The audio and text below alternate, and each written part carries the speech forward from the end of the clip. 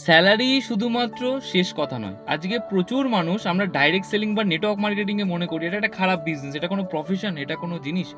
But আমি প্রত্যেকটা মানুষকে একটা কথাই বলি, সেটা হচ্ছে দেখুন, কোনো ইন্ডাস্ট্রি বা কোনো প্ল্যাটফর্ম খারাপ না। মেন কথা হচ্ছে কিছু কিছু মানুষ খারাপ বলে আজকে এই ইন্ডাস্ট্রিটাকে বা যে কোনো ইন্ডাস্ট্রিটাকেই খারাপ বলা হয়। কিন্তু সেই ক্ষেত্রে আমরা যদি একটু জানার চেষ্টা করি, একটুখানি বোঝার চেষ্টা করি, তাহলে বুঝবো অ্যাকচুয়ালি ইন্ডাস্ট্রির মধ্যে কী আছে।